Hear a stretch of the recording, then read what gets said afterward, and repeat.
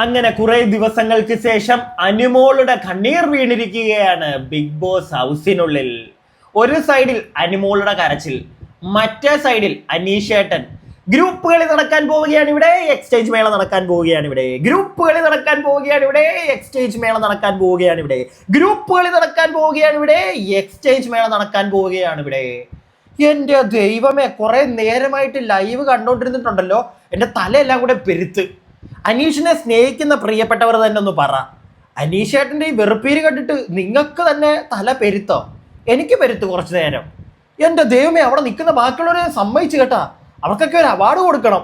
പക്ഷെ എന്തൊക്കെയാണെങ്കിലും അനീഷേട്ടൻ്റെ ഗെയിമാണ് അത് പുള്ളി കളിക്കുക തന്നെ ചെയ്യും. പക്ഷേ ചില സമയത്ത് അൺസൈക്കബിൾ ആണ് കേട്ടാ. അപ്പൊ എന്താണെങ്കിലും ബിഗ് ബോസ് സീസൺ 7 ലൈവ് അപ്ഡേറ്റിലേക്ക് ഏവർക്കും അങ്ങോട്ട് സ്വാഗതം. അപ്പോൾ നമ്മുടെ പാവകൾ അല്ലെങ്കിൽ പാവയുടെ പാർട്സുകൾ അകത്തുനിന്ന് ഇങ്ങനെ വന്നുകൊണ്ടിരിക്കുകയാണ്. നമ്മുടെ ട്രെഡ്മില്ല് വഴി ടാസ്ക് ആണേ. അകത്തുനിന്ന് നമ്മുടെ ആക്ടിവിറ്റി ഏരിയയിലെ മറ്റേ ഡോറൊക്കെ മാറ്റി അവിടെയാണ് ഈ ട്രെഡ്മില്ല് പോലെ സെറ്റ് ചെയ്ത് അകത്തുനിന്ന് ഈ പാവകൾ ഇങ്ങനെ വന്നുകൊണ്ടിരിക്കുന്നത്. പാവകളുടെ പാർട്സ് ഇത് കളക്ട് ചെയ്യണം. ആദ്യത്തെ 2 റൗണ്ട് കഴിഞ്ഞു. 3ാമത്തെ റൗണ്ടിന് വേണ്ടി എല്ലാവരും വെയിറ്റിംഗ് ആണ്. 2 റൗണ്ടും അനീഷേട്ടൻ അങ്ങോട്ട് കനത്ത രീതിയിൽ സ്കോർ ചെയ്തു. അത് വേറെ കാര്യം. ഫ്രണ്ടിൽ തന്നെ നിപ്പുണ്ട്, കരഞ്ഞു കൂവി ഒച്ചയും ബഹളം ഒക്കെ ഉണ്ടാക്കുന്നുണ്ട്. അതിന്റെ ഫ്രണ്ടിൽ തന്നെ നിപ്പുണ്ട്. മാക്സിമം പുള്ളി കളക്ട് ചെയ്യുന്നുണ്ട്. അപ്പോൾ ഈ ആദ്യത്തെ റൗണ്ട് കഴിഞ്ഞപ്പോഴത്തേക്കാണ് നമ്മുടെ അനുമോള് വയ്യാതായി. ഒന്നാമത് അനുമോൾ ഇച്ചിരിയേ ഉള്ളൂ, വലിയ നീളോ ഒന്നും ഇല്ല പാവത്തിന്. എല്ലാം കൂടെ അതിന്റെ പുറത്തോട്ട് നിന്ന് കഴിഞ്ഞ് കഴിഞ്ഞാൽ ചത്തുപോകും. അത് പ്രത്യേകിച്ച് അക്ബർ ആ പുറകെ വന്ന് നിന്ന് അക്ബർ അനുമോളുടെ നെഞ്ചത്തോട്ടങ്ങ് കിടക്കുമായിരുന്നു. പാവം നെഞ്ചത്തോട്ടല്ല, പുറത്തൂടെ. അവസാനം അനുമോളുടെ പണിക്കുറ്റം തീർന്ന് ലാസ്റ്റ് ആദ്യത്തെ റൗണ്ട് കഴിഞ്ഞപ്പോൾ തന്നെ അനുമോള് കരച്ചിലൊക്കെ തുടങ്ങി. പറയാനൊന്നുമില്ല, അക്ബറിനെ ആട്ടി തുപ്പി അനുമോള്. അതായത് എൻ്റെ പുറത്താണ്, അവൻ പുറത്തങ്ങ് കിടക്കും. അപ്പൊ ലക്ഷ്മിയൊക്കെ പറയുന്നുണ്ട്, അനുമോളുടെ കരച്ചിൽ കണ്ടിട്ട് പറയുന്നുണ്ട്, അക്ബർ ബോഡി വെയിറ്റ് ഉണ്ട് തനിക്ക്, തന്റെ ബോഡി വെയിറ്റ് എല്ലാം കൂടെ താൻ ആ കൊച്ചിന്റെ നെഞ്ചത്തോട്ട് ഇട്ട് കഴിഞ്ഞാൽ താങ്ങാൻ പറ്റത്തില്ല എന്നൊക്കെ പറഞ്ഞ് കിട്ടിയ ഗ്യാപ്പിൽ ലക്ഷ്മി നല്ല കനത്ത രീതിയിൽ ഗോൾ അടിക്കുന്നുണ്ട്. ഗോളടിയാ ലക്ഷ്മി. പക്ഷെ ചെയ്യുന്നതിനകത്ത് കുറെയൊക്കെ മണ്ടത്തരം കേട്ടോ. ഇന്ന് രാവിലെ അനുമോൾക്കെതിരെ നിന്ന എല്ലാ ആളുകളും ഉച്ചയ്ക്ക് ശേഷം ആയപ്പോഴത്തേക്ക് അനുമോളെ സപ്പോർട്ട് ചെയ്ത് നിൽക്കുന്ന ഒരു കാഴ്ചയും കൂടെ ഞാൻ കണ്ടു. കൊള്ളാം. പ്രത്യേകിച്ച് ആദില നൂറയൊക്കെ 2ാമത്തെ റൗണ്ടിൽ അനുമോളുടെ കരച്ചിൽ കണ്ടിട്ട് നൂറയുടെ പാവയൊക്കെ അങ്ങോട്ട് കൊടുക്കുന്ന കണ്ടു അനുമോക്ക്. പക്ഷെ അത് വേറൊരു കാര്യം, നൂറയ്ക്കൊക്കെ അറിയാം ജയിക്കാൻ സാധ്യതയില്ല. അതുകൊണ്ട് തന്നെ നൂറയുടെ വായിന്ന് അറിയാതെ വീഴുന്നുണ്ട്. അതുകൊണ്ട് അനുമോളെ ഇത് നീ വെച്ചോ എന്നൊക്കെ പറഞ്ഞ് കൊടുക്കുന്നുണ്ട് അനുമോക്ക്.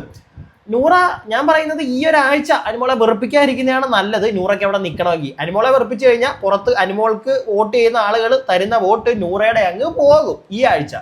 അടുത്ത ആഴ്ചയൊക്കെ നമുക്ക് നോക്കാം. അനുമോളും കൂടെ നോമിനേഷനിൽ വരുന്ന സമയത്ത്, നൂറ സേഫ് ആയിട്ടിരിക്കുന്ന സമയത്തൊക്കെ നൂറയൊന്നും ഗെയിം മാറ്റി കളിക്കും. ഗെയിമുകൾ അങ്ങോട്ടും ഇങ്ങോട്ടും മാറ്റി കളിക്കണമല്ലോ. ഒരാളെ തന്നെ അങ്ങോട്ട് സപ്പോർട്ട് ചെയ്ത് നിൽക്കുക, അതിൻ്റെ ഒന്നും ആവശ്യമില്ല. മാറ്റി ചവിട്ട്. പക്ഷെ അത് എങ്ങനെ ചവിട്ടും, ഏത് രീതിയിൽ ചവിട്ടും, അത് നോക്കി ചവിട്ടിയില്ലെങ്കിൽ ചിലപ്പോൾ പണി അങ്ങ് പാളിയെന്നിരിക്കും. അപ്പൊ എന്താണെങ്കിലും അനീഷേട്ടൻ വിടുന്നില്ല കേട്ടോ. അനീഷേട്ടൻ അങ്ങോട്ട് ഒച്ചയും ബഹളവും എല്ലാവരും. അക്ബർ ആണെങ്കിൽ അനുമോളുടെ പുറകെ വഴക്കുണ്ടാക്കുന്നുണ്ട്. അതിൻ്റെ ഇടയ്ക്ക് അനീഷേട്ടൻ്റെ അടുക്ക് വരുന്നുണ്ട്. അനീഷേട്ടൻ്റെ അടുക്ക് പറയുന്നുണ്ട്, ഞാനൊന്ന് മാറി നിൽക്കുക, അങ്ങനെ ഇങ്ങനെ. ഉടനെ അനീഷേട്ടൻ, എന്റെ ദേഹത്തൂന്ന് ഒഴുതുള്ളി ചോരയെങ്ങാനും പൊടിഞ്ഞ മോനെ അക്ബറെ, നിന്റെ കയ്യും കാലും ഇവിടെ കിടന്ന് ഉരുളും എന്നുള്ള കനത്ത ഡയലോഗൊക്കെ അനീഷേട്ടൻ അടിക്കുന്നുണ്ട്. പിന്നെ അനീഷേട്ടൻ്റെ മറ്റേ 2ാമത്തെ റൗണ്ട് തുടങ്ങുന്നതിന് മുന്നേ ഡയലോഗ് മൊത്തം ഇതാണ്: ഗ്രൂപ്പ് കളി നടക്കാൻ പോവുകയാണ്, എക്സ്ചേഞ്ച് മേള നടക്കാൻ പോവുകയാണ്. ഗ്രൂപ്പ് കളി നടക്കാൻ പോവുകയാണ്, എക്സ്ചേഞ്ച് മേള നടക്കാൻ പോവുകയാണ്. എന്തോരം നേരമാണെന്നറിയോ ആ മനുഷ്യൻ ഇത് പറഞ്ഞുകൊണ്ടിരിക്കുന്നത്. എനിക്കത് കേട്ടോണ്ടിരുന്നിട്ട് നിങ്ങൾക്ക് ഒരു കുഴപ്പമില്ല. എനിക്കത് കേട്ടിട്ട് കുറെ കഴിഞ്ഞപ്പോൾ എന്തോ പോലെയൊക്കെ തോന്നി കേട്ടാ. എന്തൊക്കെയാണെങ്കിലും നമ്മുടെ ആര്യൻ എന്നിട്ട് അനീഷേട്ടൻ്റെ ഒക്കെ പറയുന്നുണ്ട്, എൻ്റെ പൊന്ന അനീഷേട്ടനാണെങ്കിൽ ഫ്രണ്ട് കയറി അങ്ങ് നിൽക്കുക, ബാക്കി ആർക്കും ഒന്നും കൊടുക്കത്തില്ല എന്നുള്ളൊരു മൂഡിൽ അനീഷേട്ടൻ നിൽക്കുന്നത്. അത് പുള്ളിയുടെ ഗെയിം. അത് പാവ മാക്സിമം പാവയുടെ പാർട്സ് കളക്ട് ചെയ്ത് പാവയെ സെറ്റ് ചെയ്ത് ഉണ്ടാക്കുക, അവരായിരിക്കും ജയിക്കുന്നത്. അതാണല്ലോ ടാസ്ക്. അപ്പം അതിനകത്ത് പുള്ളിയുടെ കളി കളിക്കും. അതിനകത്ത് ഇപ്പം എനിക്ക് സ്ഥലം കിട്ടിയില്ല, എനിക്ക് തള്ളു വീണു, എനിക്ക് മറ്റേ തോണ്ടി വിച്ച്, അനുമോളെ ഇതൊക്കെ പറഞ്ഞാണ് അവിടെ കിടന്ന് കരയുന്നത്. അനുമോളെ എന്താണ് നമ്മുടെ അക്ബർ. പിന്നെ വേറൊരു കാര്യം കൂടെ നോക്കണം, ഫിസിക്കലി ഫിറ്റ് ഒന്നും അല്ല, പാവം ഇച്ചിരിയേ ഉള്ളൂ. അതിന്റെ പുറത്തേക്കൊക്കെ വന്ന് കിടക്കുമ്പോഴത്തേക്കൊന്ന് നോക്കാം അക്ബറിന്. അത് പിന്നെ അക്ബറിന്റെ ഇഷ്ടം. അനുമോള് പറയുന്നുണ്ട്, അങ്ങനെ ചെയ്യരുത്, ഇങ്ങനെ ചെയ്യരുത്, ഗെയിമാണ്. അനുമോക്ക് അങ്ങനെ ഇങ്ങനെ അവർ ചെയ്യരുതെന്നുണ്ടെങ്കിൽ അനുമോളങ്ങ് മാറി നിൽക്കുക. അവര് ചെയ്യുക തന്നെ ചെയ്യും. കാരണം അവർക്കും വേണ്ടേ പാവകള്. അപ്പൊ അവര് എന്തൊക്കെ തെമ്മാടത്തിനെ കാണിക്കാമോ അതൊക്കെ കാണിക്കും. അത് ഗെയിമാണ്. പക്ഷെ ഒരു ലിമിറ്റ് വെച്ചാൽ കൊള്ളായിരുന്നു അക്ബർ. പക്ഷെ അക്ബറിന് ലിമിറ്റും തേങ്ങയൊന്നും ഇല്ല. പിന്നെയും ലക്ഷ്മി പറയുന്നത് കേട്ടു, ആര്യനെ കണ്ടില്ലേ, ആര്യൻ എന്റെ പുറകെ നിൽക്കുമായിരുന്നു, അവൻ എന്നെ ഉപദ്രവിച്ചില്ലല്ലോ എന്നൊക്കെ പറഞ്ഞ് ലക്ഷ്മി അവിടെ കിടന്ന് ഗംഭീരമായിട്ട് കിടന്ന് ഒച്ച വെക്കുന്നുണ്ട്. ലക്ഷ്മിക്ക് എവിടെ സ്പേസ് കിട്ടിയാലും ലക്ഷ്മി അവിടെ തുറന്ന് കയറുന്നുണ്ട്. ലക്ഷ്മിയുടെ ഗെയിം കയറട്ടെ, നല്ല കാര്യം തന്നെ. ഒരാളെ മാത്രം ഫോക്കസ് ചെയ്യും. ഇന്ന് രാവിലെയൊക്കെ നമുക്ക് കണ്ടപ്പോൾ തോന്നിയത് അനുമോളെ ഫോക്കസ് ചെയ്ത് മാത്രം പോകുന്ന കണക്കാണ്. അനുമോളെ ടാർഗറ്റ് ചെയ്യുന്നുണ്ട്. ഈ അക്ബർ എന്ന് പറയുന്ന വ്യക്തി അനുമോളെ മാത്രം ടാർഗറ്റിംഗ് ആണ്. ലക്ഷ്മിയും നൂറയൊക്കെ രാവിലെ ടാർഗറ്റ് ചെയ്തിട്ടുണ്ടായിരുന്നെങ്കിലും അത് കുറച്ച് കഴിയുമ്പോൾ വിട്ടിട്ട് മാറ്റി ചവിട്ടുന്നുണ്ട്. ഇടയ്ക്കിടയ്ക്ക് അങ്ങോട്ടും ഇങ്ങോട്ടും ഒക്കെ മാറ്റി ചവിട്ടുന്നുണ്ട്. ആര്യൻ അനീഷേട്ടനോട് പറയുന്നുണ്ട്, എന്റെ പൊന്ന അനീഷേട്ടാ. ആര്യൻ പറഞ്ഞത് വളരെ കറക്റ്റ് ആയിട്ടുള്ള ഒരു പോയിന്റ് ആട്ടോ. ആര്യനെ അങ്ങനെ വെറുതെ അവൻ പറഞ്ഞത് തെറ്റാണെന്നൊന്നും പറയാൻ പറ്റത്തില്ല. ആര്യം പറയുന്നുണ്ട്, അതായത് അനീഷേട്ടൻ പറയുന്നുണ്ടല്ലോ എന്റെ ദേഹത്തോടായിരുന്നു, ഫിസിക്കലായി കഴിഞ്ഞാൽ അങ്ങനെയാവും ഇങ്ങനെയാവും എന്നൊക്കെ. അപ്പൊ ആര്യം പറയുന്നുണ്ട്, ചേട്ടൻ ഫ്രണ്ടിൽ നിന്നോ, ചേട്ടന് കളക്ട് ചെയ്യാൻ പറ്റുന്ന ചേട്ടൻ മാക്സിമം കളക്ട് ചെയ്യും, എന്നിട്ട് ചേട്ടൻ അവിടെ അങ്ങ് അവിടുന്ന് മാറി നിൽക്കും, പിന്നെ ബാക്കിയുള്ളവർ കളക്ട് ചെയ്യട്ടെ. ഇത് ചേട്ടൻ തന്നെ ഫ്രണ്ടിൽ നിന്ന് ചേട്ടൻ തന്നെ എല്ലാം വേണമെന്ന് പറഞ്ഞ് നിൽക്കുന്നത് അതത്ര നല്ലതല്ല. അങ്ങനെ നിൽക്കുമ്പോഴാണ് ഈ ഫിസിക്കൽ വരുന്നത് എന്നൊക്കെ ആര്യം പറഞ്ഞു. എനിക്കും അത് തെറ്റായിട്ട് തോന്നിയില്ല കേട്ടോ. വളരെ കറക്റ്റ് ആയിട്ടുള്ള ഒരു കാര്യം. അങ്ങനെ നിൽക്കുമ്പോഴാണ് അനീഷേട്ടൻ ഇങ്ങനെ മാറാതെ തന്നെ ഫ്രണ്ടിൽ തന്നെ നിൽക്കുമ്പോൾ.